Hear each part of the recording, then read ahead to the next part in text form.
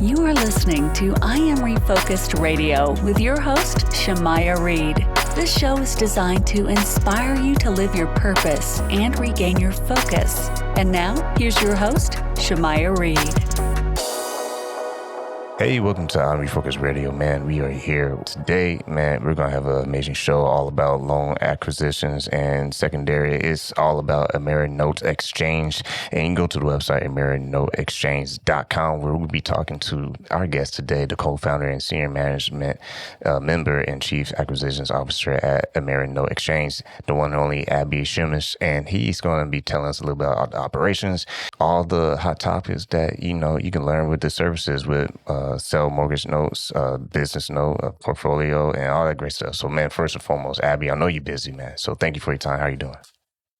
I'm good, Shemaya. Thank you for having me. I greatly appreciate the opportunity. Thank you. Yes, sir. And man, you're no stranger to the platforms and publications. You've been on some of the heavy hitters, Yahoo News, Yahoo Finance, and Realtor.com.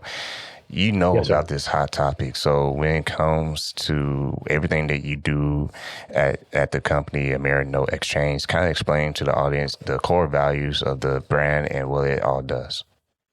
Sure, absolutely. I greatly appreciate your asking that question, and I thank you for allowing me to be on your show. As far as Amerinote Xchange, we are a loan acquisition firm that specializes in the acquisition and management of existing mortgage loans. So what does that mean? When a mortgage loan is created, someone walks into a bank or a lender and they want to borrow money to buy a piece of real estate. That is what we refer to as the primary mortgage market. That is the market of originations or lending, real simple. Once those loans are created, whether it's Wells Fargo or Mr. and Mrs. Smith down the street, the lender has the ability to take that loan to the secondary mortgage market and sell it. So where we operate, think of it like, just to kind of simplify it, I don't know if a lot of your listeners are familiar, but I kind of grew up, 14 lifetimes ago in the hospitality industry and restaurants. And, think of it like this, right? So the primary mortgage market is the front of the house, right? And the secondary mortgage market is the back of the house. So that's where all the loans are traded between investors, between hedge funds, sovereign wealth funds, wealth funds and pension funds, all different types of players in the industry. And how the mortgage market works is the marriage and the combination of those two areas, the primary and the secondary. And with this service, y'all have multiple services that you give to people. Sure. You have a background that is also is both residential and commercial mortgage loan. When someone is trying to find the best fit for what their needs are, is there a consulting process that you do to find out the best service that can best serve them? That's correct. And just let me back up a couple steps here just to kind of give some clarity. We are a full service loan acquisition firm. So what that means is we don't serve the entire community. And what I mean by that is there's only few, the customers that we engage with or the client that we engage with are lenders, right? So again, when I said Wells Fargo, or Mr. and Mrs. Smith down the street, I literally meant that. And how that works, and I'll just start with Mr. and Mrs. Smith down the street, right? So how that works, you have a property, you put that property on the market, especially now's a perfect time to kind of use as an example. You put the property on the market for $200,000, and you find that the property is sitting there. It's sitting there. You're getting no bites. You're getting a lot of tire kickers. You're finding that the realtor is like, look, you need to drop this price down to $150,000. And the sellers of the property refuse to do that. They want their price. They'll wait as long as they have to. So 9 times out of 10, realtors will kind of back off and say, hey, this seller's not realistic. I'm going to go on and move on to another seller that is more realistic. And now there's something that is called owner financing, right? So that's when Mr. and Mrs. Smith put a sign in their front yard that says for sale by owner. They go ahead and they forego the realtor process, and they say, we're going to go ahead and sell this themselves. And then they find that the economy is so stuck in the mud that even for sale by owner, it doesn't work. Now they have a lot of people approaching them and saying, hey, are you willing to finance us? Are you willing to seller finance? Are you willing to carry paper? These are all the same terms. And what that basically means is that instead of going to a bank, right? Let's say Mr. and Mrs. Smith, they own the property free and clear, or let's say they have like a five, they only owe like $5,000 or $7,000 left on their mortgage. They're planning on paying off the mortgage once they sell the house. Well, now they have Mr. and Mrs. Jones that come along and say, hey, I'll give you your $200,000 price, but I want you to carry the paper. And what that means is Mr. and Mrs. Jones will give Mr. and Mrs. Smith $50,000 as a down payment, and then Mr. and Mrs. Smith act as the bank. And now for the next 30 years, they're collecting they go to a title company, they set up a mortgage, they set up a deed of trust or a mortgage deed, depending on the state that the property is located in. And now the Smiths are acting as a lender for the next 30 years. They're collecting, let's say, an 8% interest rate over 30 years. They got $50,000 as a down payment, so they can pay off their, $7,000, $8,000, $10,000 mortgage, whatever it was. And now they have money coming in over the next 30 years, and they're going to make a pretty decent profit on the interest if they continue to collect payments. So what happens at this point? They're a year, 2 years, 3 years into collecting payments, and they realize, hey, you know what? We can do a lot more with this money instead of having these monthly payments drip in over time. So what do? They do a Google search, sell mortgage note or mortgage note buyer or something like that. And the first or second company that they'll see on a Google search is going to be a company like ours. And they can sell their let's say that they're owed $140,000. We will buy that $140,000 note for a particular price, and then they will assign that note to us. We will then give them a lump sum. We then, the loan will then transfer to us, and now we are collecting on that note or note and loan are the same term, but we're collecting on that loan for the next, 29 and a half years or whatever it is. So it's very, very simple. I'm sure some of your listeners have seen or received in the mail a letter from, one debt company to another saying, we just purchased your credit card debt or your auto loan debt, or in some cases, your mortgage debt. Please start making payments to this website, this phone number, this address, for the next payment and so forth. So that is what we do. We are a debt trader, a debt purchaser throughout all 50 states. Oh, wow. All 50 states. So yeah, I know y'all are based in San Francisco, but that's awesome to know that you can listen. Anyone listening here in the United States can reach out to y'all and find out if they're a good fit. And what are some steps that they can take to make sure that they are ready to talk to Amerinote Xchange? Sure. So if the first step is to understand if you're making a payment on a mortgage, that is something that we're not going to be able to help with, right? So if you're making a payment and you say, I don't want this mortgage anymore, that is not the area in which we deal in. And I'll explain that a little bit further.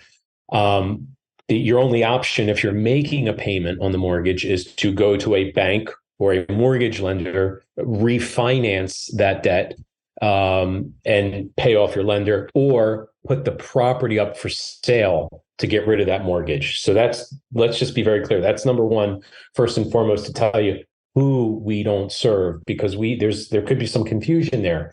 Who we do serve are companies and individuals who are collecting monthly payments on a mortgage secured by a piece of real estate.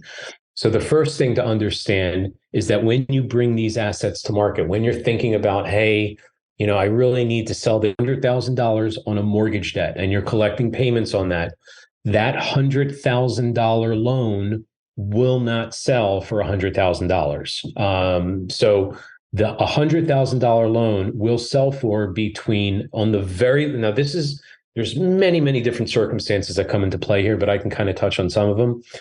But the low end of what a $100,000 mortgage loan will sell for is about 65 or 70,000. On the high end, $100,000 mortgage loan will sell for 95 or 97,000. So you can almost get full price for your mortgage debt, but it's going to depend on the characteristics of the debt that you're selling in order to determine what that will sell for. So you should be prepared, to answer your question directly, that you're not going to get 100 cents on the dollar, right? Because it's kind of like, I don't know if some of your listeners or yourself, Shemaya, you maybe bought or sold physical gold.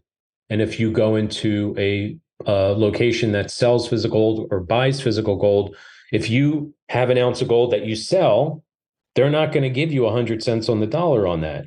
But if you go into that same store and say, hey, I want to buy an ounce of physical gold, and you just did a Google search before you went to the store and you see physical gold is $1,800 an ounce, they're going to charge you like $2,000. And you're going to say, well, wait a second now. Why am I paying more than what the actual gold price is saying it is? That is called spot price.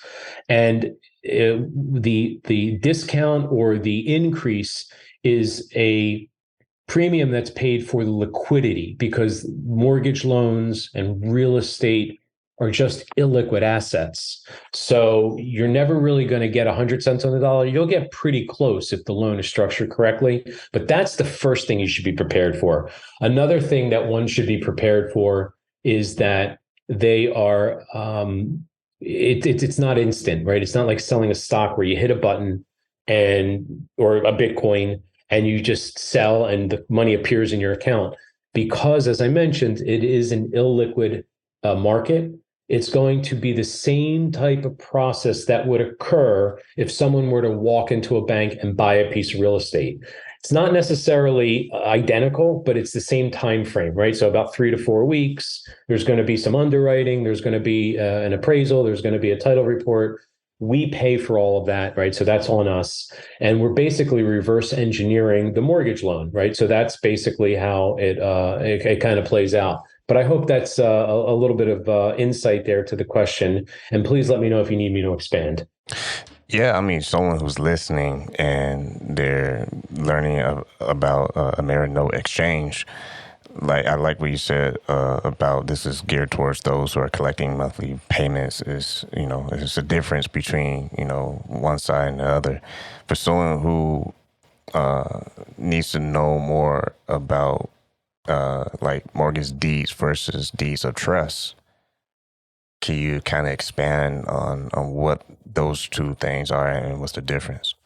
Sure, that is a great question. So a mortgage deed is the actual document identifying that a person or entity owns a piece of property as a property owner, or you're going to be reflected as the actual property owner on a title report. Whereas a deed of trust is a lien holder instrument. What does that mean, right? So a deed reflects that you are a property owner. A deed of trust, where there's a trustee involved, is an instrument that is created that is a result of a loan being created. So as a deed owner, let's say I own a property free and clear and I have the deed in my hand, and along comes a buyer and they, let's just assume that we are not using any banks, right? Which is going to become more and more prevalent in this economic landscape, which we can kind of touch on if you so desire. But let's say we're not using any banks, and I go ahead and I create with another mutual party, the buyer of the property. I sell the property to a person. This person then gives me a down payment. We go to a title company or an attorney's office. We are going to put several pieces of documents into place to make it legal. And what those documents are is a promissory note or a promise to pay. That promissory note is then going to be tethered or secured by the real estate. Well, how do you do that? Depending on the state that you're in. Now in Texas, you would use, where you're located, you would use a deed of trust, whereby in, say, Florida, or California. California is also a deed of trust state, but let's say Florida, where our production office is. They use mortgages, just like New York or Pennsylvania or New Jersey. So they'll use mortgages. It's called a mortgage state. Typically the same thing. In essence, it secures the property. So what's the difference? When you have a promissory note, the promissory note will describe, the buyer of this property I'm borrowing 260. It's not really borrowing. What you're doing is you're lending the equity in your property. I'm not physically lending this person money, but I'm lending the equity in my property to this person. And then in exchange for that loan, he or she's going to pay me back over time with interest. So I, the buyer of this property, owe $260,000 over the next 30 years at 5% interest rate. If I cannot or I'm willing to pay, this is what happens. We're going to go by the laws of this state. This is the default clause. This is the legal venue. It describes all of the terms of the loan and how the loan is remedied in the case of default, and what legal venue, meaning what state, what court we're going to carry out a default in. So that's all identified in a promissory note. Very simple. Attached to that promissory note, to give it teeth, right, so to speak, you're going to secure that note by a piece of property. Now, in order to legally secure a piece of property to a promissory note, there has to be something called a security instrument, which is a fancy term for a security agreement, which in certain states are called a deed of trust. In other states are called a mortgage. In states like New Mexico, it's just called a real estate contract, and it's all one document. So it really depends. In Michigan, it's called a land contract, which is kind of a little bit different. But the long and the short of it is a deed of trust. If you pull a title report on someone, and if I'm a property owner, there will be no deed of trust. You'll just see that Abby Shemesh owns a deed. But if Abby Shemesh sells a property to Shemaiah, and then someone pulls a title report on that property, they're going to see that Shemaiah is the property owner, but Abby Shemesh is the lien holder. And that is how we tether a promissory note to a security instrument like a deed of trust, so that the payments come in. And if they do not come in, we have legal resolution through something called a foreclosure process. And every state has a foreclosure process to remedy a default, and that it's pretty uniformed kind of system that's put in place for the non-payment of a mortgage loan. So that's really the difference between a deed and a deed of trust. Is one is for the actual property, and one is to be tethered to a loan to show a lien on a property. And someone listening right now, are there any other additional costs and fees when someone is preparing to sell a note? And if so, how is that being addressed as well? Sure. No, it's a very good question. So if you do a Google search and you are collecting payments on a mortgage loan, let's say for a property you sold, or maybe you inherited the note from a deceased relative or something to that effect, and you do a Google search, sell mortgage note buyer, something like this, you're going to see some companies come up. The majority of those companies that come up, ours included in that, actually being usually at the top of the list there, you're going to find that those companies do not charge any fees for any note to be purchased, because we are buying it. So typically, I will say Amerinote Xchange, the offer that we make you is the offer that you're going to receive. There is never any costs or really any commissions that need to be paid to us, at the time of funding. As far as the costs that may be incurred to someone who's thinking about doing this is in the creation of the mortgage note. Well, let's say that, you go back to the traditional example, is where you're seller financing or owner financing a property, and you realize that you found a buyer, and now the buyer is asking you for you to collect the payments over the next 15, 20, 30 years. So you're going to go to a title company or an attorney's office, just like Wells Fargo or Bank of America would do typically, or any other lender. And you would just really ask them, hey, we're going to sell or finance this property. We need to put a mortgage note into place. We need to put a deed of trust into place. And I'd like to get lender's title insurance, which I can kind of get into what that is, but you should definitely get that. And that there will be a cost if you are going to structure a note that you're going to start collecting on. Now, whether those costs are paid by the seller of the property or the buyer of the property or both of you can be negotiated in the property sale. Like some sellers may say, hey, I'll carry your paper and I'll act as the bank so you don't have to go to Wells Fargo and go under the microscope for 3.5, 4.5, 5.5 weeks to go through an underwriting process. But I am not paying one penny towards a closing cost. You got to pay everything.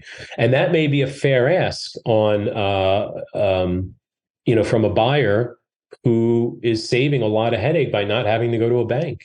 So it's really going to be contingent on the structure of the sale. But if you're coming to us to sell an existing mortgage note, there is absolutely zero fees whatsoever that are going to be paid out of your pocket, the note seller. Everything is going to be paid by us. Once again, listen on Refocus Radio, talking to our guest, Abby Shemesh, and he is a part of Amerinote Xchange. You mentioned title insurance. Title insurance.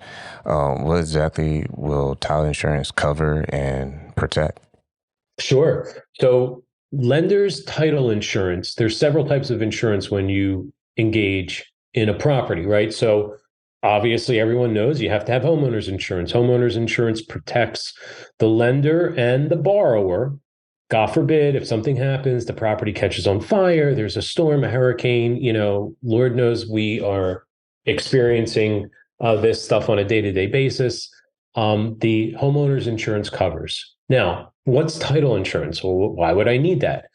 So when you buy a property or you sell a property, or if you're a lender on a property, whether that be Chase, Wells Fargo, Bank of the West, or again, Mr. and Mrs. Smith down the street, what a lender's policy does is when you pull a title report, you see if there's any existing liens, mechanic liens, water and sewer liens, medical bills that follow people around. Oh, you haven't paid your medical bill? Boom, we're going to slap a lien on your property. I'm sure once or more in people's lifetimes, they either heard about this or have experienced this firsthand. When you buy that property, not only do you want a clean bill of health from an appraiser or an inspector saying, oh, we inspected your house, there's no termites, the roof looks good, blah, blah, blah. But you also want a clean bill of health on the title search. You want to make sure there's no weird liens following this property around that have been missed by other people. Because let's be honest, title companies are filled with human beings that make mistakes, either by accident or not.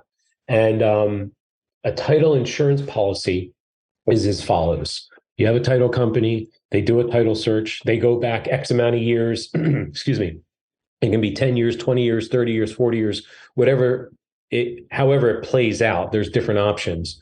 And then they complete the title search and they go, okay, we swear to God that there is no title issues. And we're so certain that there's no title issues that we're going to issue an insurance policy. It's a one-time payment.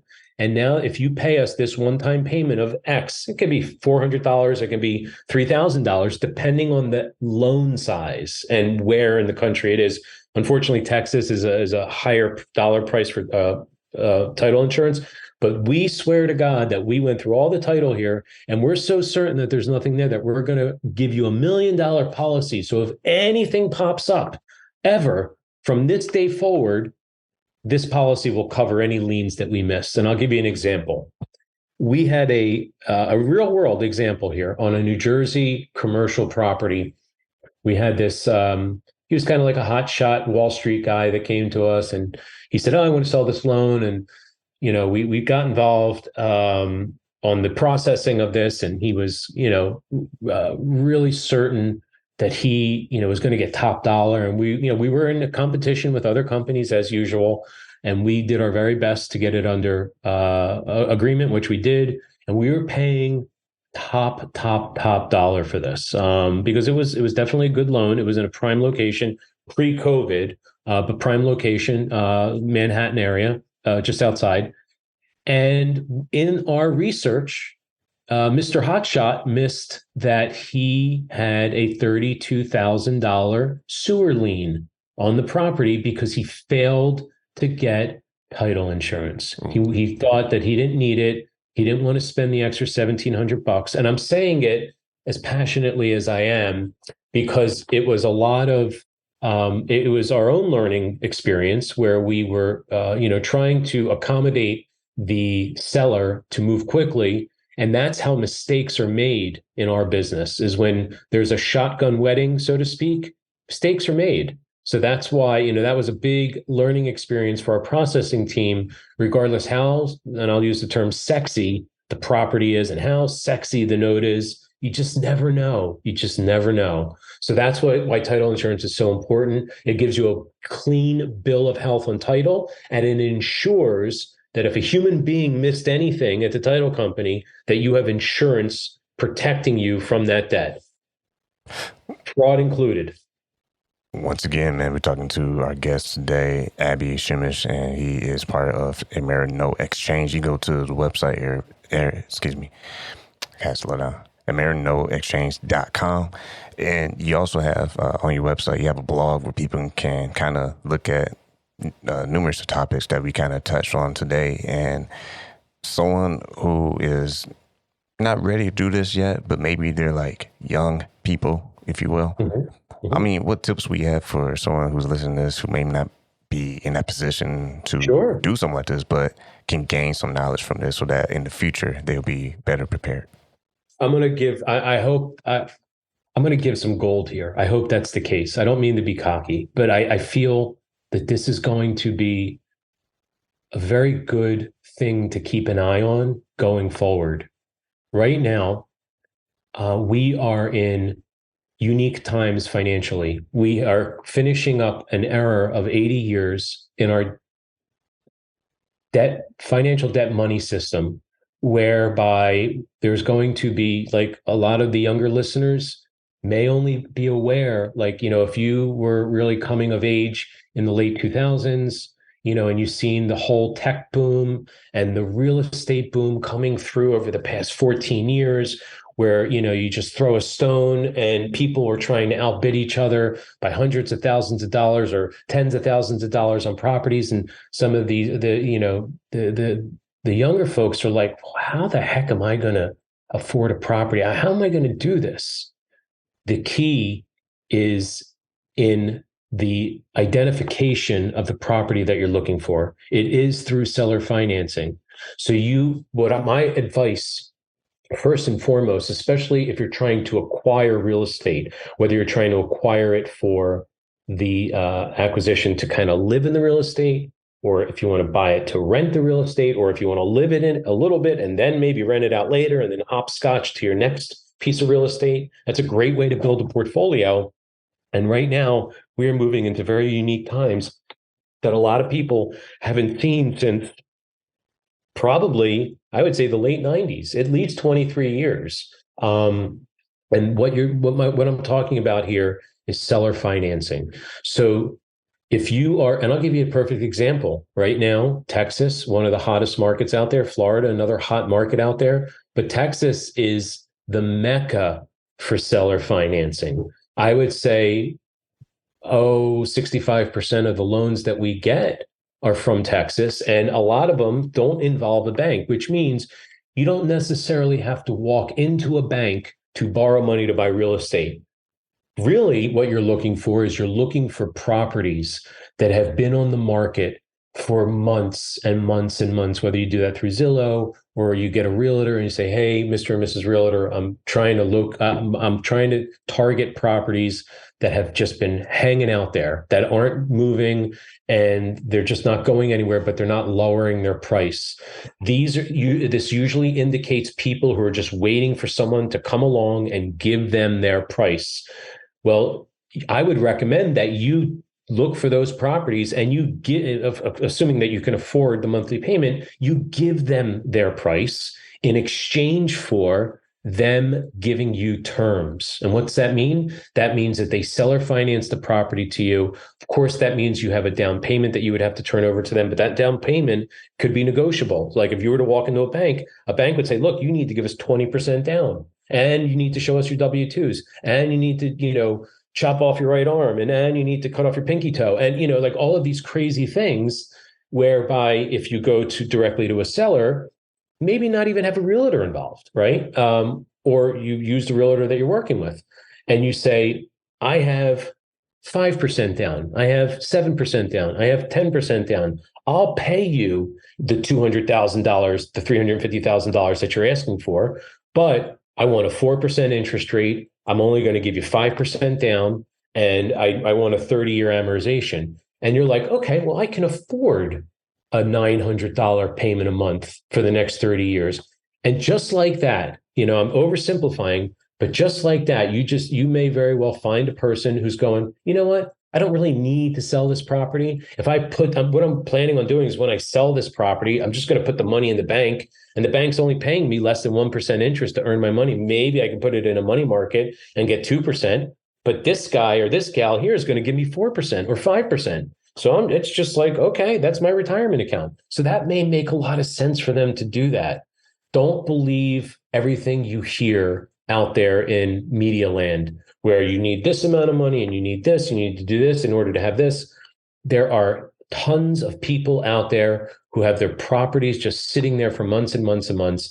And the big question is, okay, well, why is that property sitting there? Oh, they want their price? Great. Are they willing to carry paper? Fantastic. If those two things are met, then you can start the negotiation process with a seller like that, and you can probably get that property just by simple negotiation. And your goal as a property purchaser is to get the lowest interest rate possible with the lowest down payment possible for the longest amount of time possible. And if you can achieve all three of those goals and solve the issues of the person who's selling the property, that is a true definition of win-win. And that would allow you to completely circumvent the banking industry and all of the acrobatics that go into it.